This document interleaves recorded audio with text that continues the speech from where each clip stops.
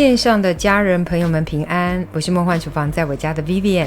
今天要和大家分享的是在韩国料理店吃到的非常让人难忘的南瓜粥。这真的是大人小孩都很爱的一道，说它是粥品，说真的我觉得还蛮像甜点的。甜甜的南瓜粥超好吃，真的会让人上瘾耶，一口接着一口。说实话，南瓜小朋友平常不是那么喜欢，但是这个南瓜粥呢，小朋友很能接受，而且超级适合秋冬，暖心又暖胃。其实光看它的材料，你会觉得好像很简单耶，好像吃起来应该蛮普通的，但很奇怪，这几个食材碰撞在一起，真的是撞出新高度了，真的太好吃了。不啰嗦，赶快来准备这些超简单的材料。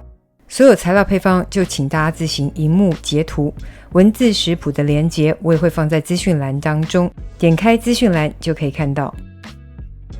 第一种，先示范生料的煮法，也就是所有食材都是生的。把白米清洗干净，洗干净之后呢，可以稍微浸泡个30分钟左右，因为等等呢会把它用调理机打碎。这个浸泡的过程可以用热水来浸泡主要是要把米粒给稍微的软化。大家当然可以豪迈的在水龙头下直接洗米我这个只是一个示意。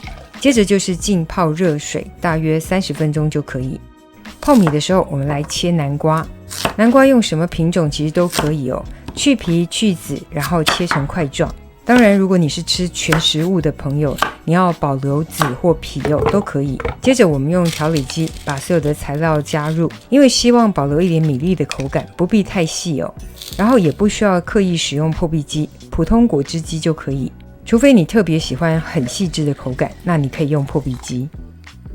我今天使用的是 NutriBully 的调理机，它虽然不到破壁机的转速，但是它的价格跟效果真的是 CP 值太高了。这个是近期我很喜欢用的一台机器我要先讲这厂商没有业配这部影片完全是发自内心觉得这台效果真的很厉害。不过说实话，这个食谱就算你用很普通的手持式搅拌棒来打都可以，因为并没有想要打得很细。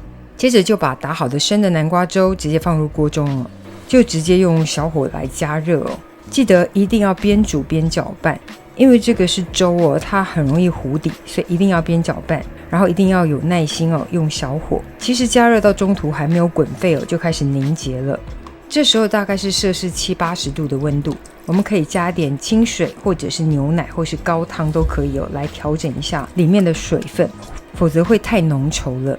加入液体之后呢，记得还是要把它搅拌均匀记得持续维持小火，不断的翻炒翻拌。这个过程呢，大约要煮个20分钟左右。记得要用导热均匀良好的锅具，否则呢，一定会有热点，很容易烧焦。我用小 V 电子铸铁锅，大概就是设定小火，然后3不5时的翻拌，大约煮个20到25分钟左右就可以了。喜欢奶味重的，可以加点鲜奶或是鲜奶油调整，然后一样是搅拌均匀。煮这个粥的重点小撇步就是要不断的翻拌，要小心不要操灰搭了，不然烧焦了以后呢，煮这锅粥前功尽弃，会哭哭。时间到后你可以尝一下差不多就可以关火咯。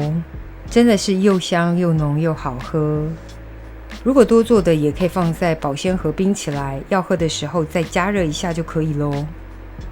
拜托不要走，还没有结束还有一个更简单的版本是我更推荐的。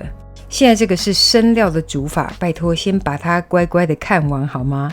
摄影师都剪了，我们还是乖乖的把它看完。想说来画个花样好了，但是只有鲜奶怎么画成这样啦？气死！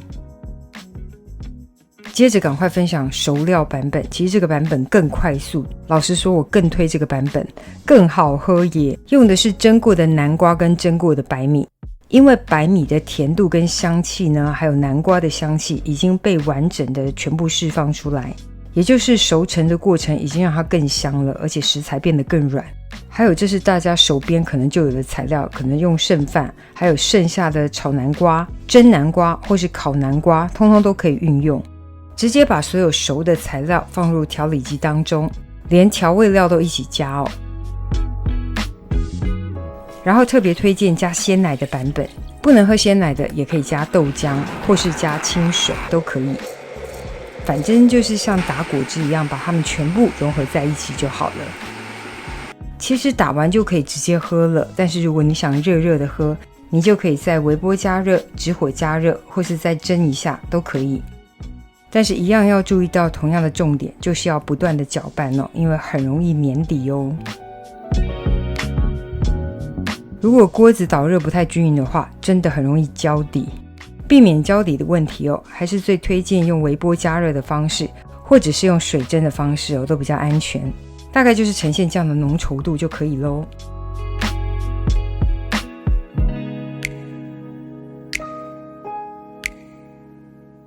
表面可以加上低温烘焙过的南瓜子或者是松子，超好喝，媲美韩料店的南瓜粥，等你交作业咯。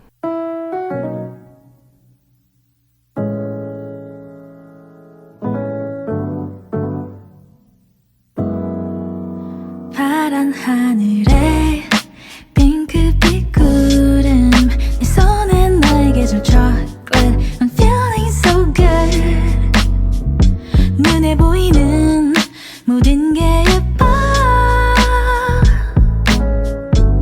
You already made my day 다가와서 꽉 안아줄 때 충전되는 이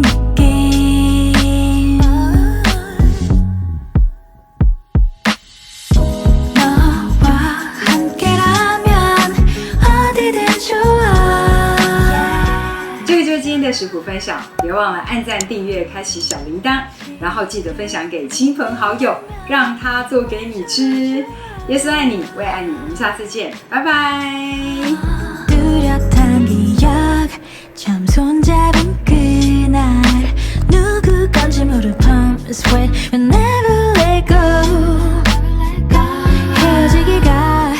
아쉬운 날